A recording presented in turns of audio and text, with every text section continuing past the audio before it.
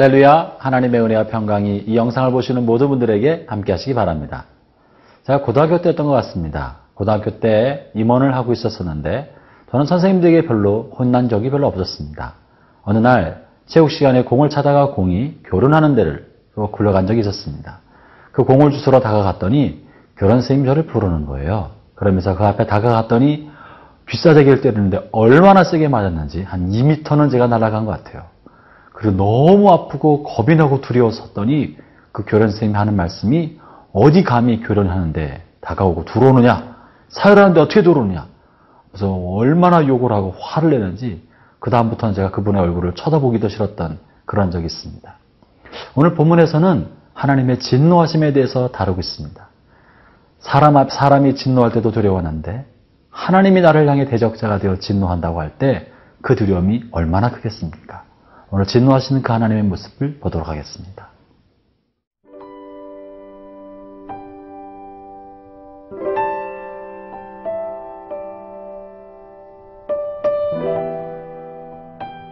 예레미야 애가 2장 1절에서 10절 말씀입니다. 슬프다. 주께서 어찌 그리 진노하사 딸 시온을 구름으로 덮으셨는가. 이스라엘의 아름다움을 하늘에서 땅에 던지셨으며 그의 진노의 날에 그의 발판을 기억하지 아니하셨도다. 주께서 야곱의 모든 거처들을 삼키시고 긍휼히 여기지 아니하셨으며 노하사 딸 유다의 견고한 성체들을 허물어 땅에 엎으시고 나라와 그 지도자들을 욕되게 하셨도다.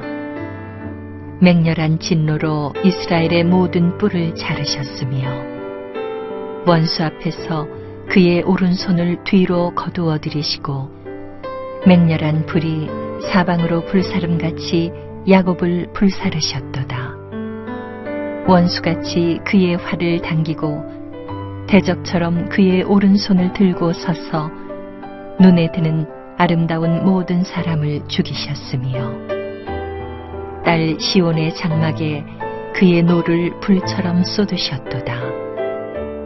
주께서 원수같이 되어 이스라엘을 삼키셨으며 그 모든 궁궐들을 삼키셨고 견고한 성들을 무너뜨리사 딸 유다의 근심과 애통을 더하셨도다. 주께서 그의 초막을 동산처럼 헐어버리시며 그의 절기를 폐하셨도다. 여호와께서 시온에서 절기와 안식일을 잊어버리게 하시며 그가 진노하사 왕과 제사장을 멸시하셨도다. 여호와께서 또 자기 제단을 버리시며 자기 성소를 미워하시며 궁전의 성벽들을 원수의 손에 넘기셨음에 그들이 여호와의 전에서 떠들기를 절기의 날과 같이 하였도다. 여호와께서 딸 시온의 성벽을 헐기로 결심하시고 줄을 띠고 무너뜨리는 일에서 손을 거두지 아니하사 성벽과 성곽으로 통곡하게 하셨음에 그들이 함께 쇠하였도다. 성문이 땅에 묻히며 빗장이 부서져 파괴되고 왕과 지도자들이 율법 없는 이방인들 가운데 있으며 그 성의 선지자들은 여호와의 묵시를 받지 못하는도다. 딸 시온의 장로들이 땅에 앉아 잠잠하고 티끌을 머리에 덮어쓰고 굵은 배를 허리에 둘렀으며 예루살렘 처녀들은 머리를 땅에 숙였도다.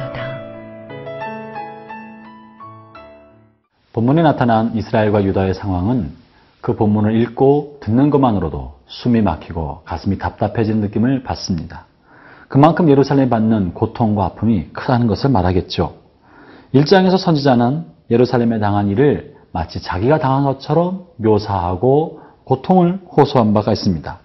그것은 이 고통스러운 일이 우발적 사건 때문에 생긴 것이 아니라 하나님에 의해서 일어난 일이기 때문에 더 고통스럽고 힘들었던 것입니다. 만약 이방인들이 이스라엘을 괴롭혀서 그렇다면 하나님께 호소할 수 있을 것입니다. 하나님께 도움을 구할 수 있었겠죠.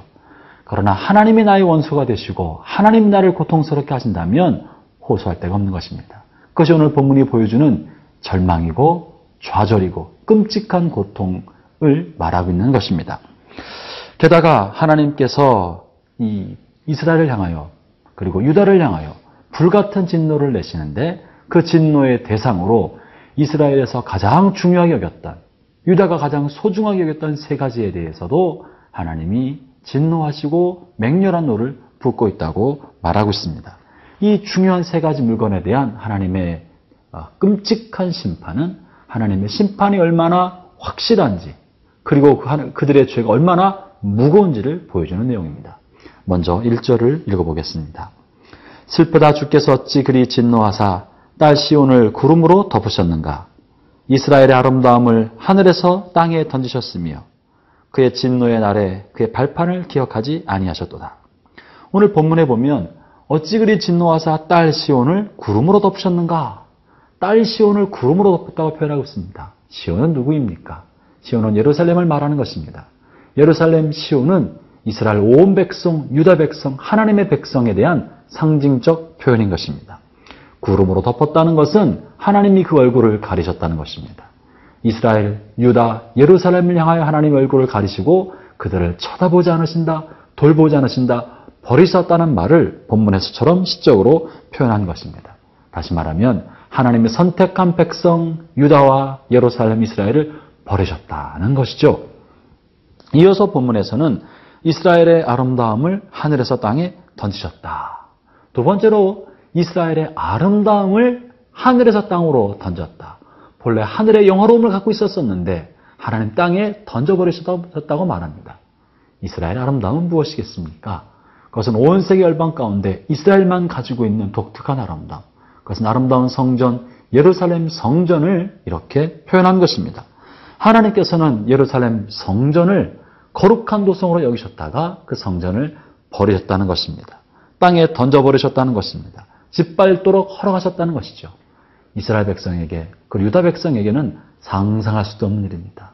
주께서 손으로 지으신 그 성전을 이렇게 땅에 던져두시다니요. 세 번째로 그의 진노의 날에 그의 발판을 기억하지 않으셨다. 이렇게 말합니다. 발판은 무엇입니까? 역대하 8장 22절에 이런 표현의 말씀이 있습니다. 여호와의 언약궤, 곧 우리 하나님의 발판을 봉헌할 성전이다. 그러니까 하나님의 발판은 하나님의 이스라엘이 가지고 있는 언약궤를 말하는 것입니다. 성전에 있는 언약궤는 하나님의 발등상 혹은 발판다라고 표현하고 있는 것이죠. 이 언약궤는 하나님의 임재의 상징이고 하나님의 돌보심의 상징이고 말씀의 상징입니다. 주님이 머무시는 장소요, 거하시는 장소요, 또 주께서 이 땅을 축복하시는 그 통로로 여겨졌던 것이 언약궤 아닙니까? 이와 같이 하나님께서는 선택한 백성 유다와 이스라엘, 그리고 하나님의 아름다운 성전, 그리고 성전 안에 주님의 임재 거처인 지성소의 언약궤, 이 모든 것도 다 버리시고 밟으시고 던져주셨다. 그렇기 때문에 이스라엘 백성이 이제는 더 이상 회복할 길이 없고 귀여김 받을 만한 것이 하나도 없게 된 것입니다. 하나님의 보호는, 안전장치는 이스라엘을 완전히 떠났다는 것을 말합니다. 형제자매 여러분, 하나님의 영광이 떠난 이스라엘, 하나님의 임재가 떠난 이스라엘, 그분으로부터 버림받은 이스라엘은 온 세계 열방 가운데 아무것도 아닌 정말 하찮은 존재요 만물의 티끌처럼 여겨지게 되었던 것입니다. 본문에서 왜 주님께서 이스라엘 버리심을 표현할 때 성전과 예루살렘과 그리고 언약궤를 버렸다고 표현하겠습니까? 신앙의 형식주의를 말하고 있는 것입니다. 이스라엘 백성은 우리가 법궤를 가지고 있으니까 하나님이 지켜주시려니, 우리가 성전이 있으니까 하나님이 지켜주시려니, 우리가 하나님으로부터 택함받은 백성이려니, 우리가 죄를 지어도 악을 행해도 하나님이 지켜주시려니 라고 생각했던 것입니다. 그들은 자신의 죄가 얼마나 막중하고 무거운지보다도 우리가 법궤를 가지고 있다, 언약궤를 가지고 있다, 우리는 선택받은 백성이다, 우리는 버림받을 일이 없다, 이렇게 안일한 생각을 가지고 있었기 때문에 하나님은 그들이 의지하는 그것을 완전히 무너뜨리고 그것을 버리고 황폐하게 만드셨다는 것입니다.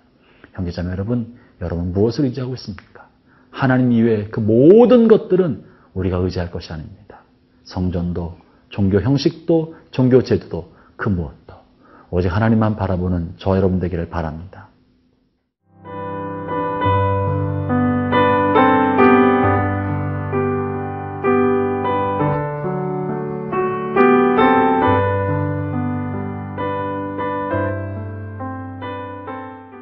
아름다웠던 성전, 하나님이 머무셨던 그 성전까지도 버리시고 그리고 그 안에 하나님의 말씀의 돌판까지 들어있었던 언약궤마저 하나님은 버리실 만큼 유다를 향해서 진노하셨다는 것입니다. 이것은 그들의 죄가 그만큼 심각했고 무거웠다는 것을 말해주고 있는 것이죠. 이것에 대해서 선지자는 1절부터 4절까지의 하나님의 진노, 하나님의 노라는 말을 5번이나 사용하면서 하나님의 진노의 대상이 되었다는 것을 표현해주고 있습니다. 하나님의 진노가 왜 내렸습니까? 유다의 범죄 때문이요, 예루살렘의 죄악 때문이라고 본문은 자세히 기록하고 있습니다. 특별히 성전이 그렇고 성소가 그렇고 제단, 예루살렘 모든 성전까지도 하나님이 그들을 버리시고 심판하셨다고, 가장 아끼시는 것까지 버리실 만큼 하나님의 심판이 컸다고 말하고 있습니다. 형제자매 여러분, 우리가 죄악에 물들었을 때 우리의 죄로부터 우리를 지켜줄 수 있는 것은 이 땅에 아무것도 없습니다.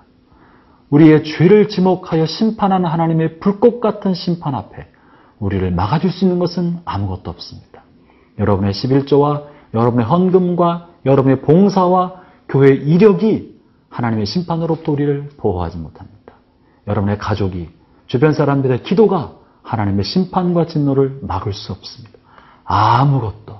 우리의 죄악을 고발하시고 심판하신 하나님의 불붙은 진노 앞에 우리를 보호해 줄 수 있는 것은 아무것도 없는 것입니다. 그 하나님의 심판은 먼저 지도자에게 임하기 시작하였습니다. 하나님의 심판을 받기 시작한 지도자의 영혼은 무뎌지게 되었습니다. 그리고 그 심판의 결과로 그 지도자는 하나님의 음성을 듣지 못하고 율법을 알지 못하고 하나님으로부터 거리가 떠난 멀어진 삶을 살게 되었습니다. 오늘 본문 9절에 이렇게 말씀하십니다.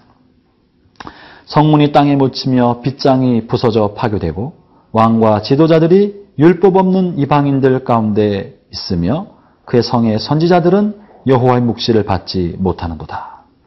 왕과 지도자가 율법이 없는 이방인들 가운데 머물렀다. 그들에게 율법이 들려지지 않았고 하나님의 말씀이 들려지지 않았다는 것을 말합니다. 하나님 말씀이 없는 이방인처럼 살아갔고 그 말씀을 알지도 듣지도 받지도 못했다는 것이죠. 더 나아가서 선지자들은 여호와의 묵시를, 말씀을, 계시를, 그분의 음성을 듣지 못하게 됐다는 것을 말합니다. 형제자매 여러분, 우리를 위한 하나님의 진노와 하나님의 심판은 영적으로 무뎌지게 하는 것으로부터 나타납니다. 옛날 하나님의 말씀을 읽을 때는 꿀송이 같았었고 말씀 읽을 때 감동하고 눈물 나고 환호하고 감격했다면 습관적인 죄악으로 우리의 영혼이 무뎌지기 시작할 때 하나님은 우리로 하여금 말씀에 대한 감동을 거두어 가십니다. 성경책을 읽어도 감동이 없습니다. 주옥 같은 설교 말씀을 들어도 마음이 뜨거워지지 않습니다. 회개가 일어나지 않습니다. 그저 메마르고 강팍한 심령만 남을 뿐입니다. 찬송을 불러도 아무런 감동이 없습니다. 옛날에는 손을 들고 찬송하면 감격이 그저 폭포수처럼 심령을 지나갔었지만 이제 아무런 감동이 없습니다. 기도하여도 응답이 없고 기도해도 그냥 허공을 치는 것만 같고 목만 아플 뿐입니다. 감동이 사라졌습니다. 이전에는 기도할 때 하나님의 내적 음성이 들리고 성령의 음성이 들리고 주님 나를 이끌어 주시는 것 같았는데 습관적인 죄악으로 영혼이 무뎌지고 완악해지고 강팍해질 때 성령의 내적 음성을 듣지 못합니다. 그저 육신의 소리와 질투와 미움과 자기 자신의 자존심의 소리만 귀에서 왕왕거리고 마음에서 우러날 뿐인 것이죠. 형제자매 여러분, 여러분의 영혼에 들려주신 하나님의 거룩한 음성, 성령의 내적 음성이 멈춰주고 있다면 돌이켜야 합니다. 더 황폐하기 전에 속히 돌이켜야 합니다. 엎드려서 하나님의 은혜를 구하고 성령의 음성을 구하고 살았고 운동력 있는 그 말씀을 영혼을 찌도록 구해야 할 것입니다. 오늘 이 아침에 주의 도우심을 구하며 주님 보좌 앞에 나가기를 바랍니다. 기도하겠습니다. 하나님 아버지, 저희 영혼에 다시 한번 살았고 운동력 있는 주의 말씀이 들려지게 하여 주옵소서. 메마른 심령에 생명수가 공급되게 해주시고 우리의 심령이 살아나게 하여 주옵소서. 예수님 이름으로 기도합니다. 아멘.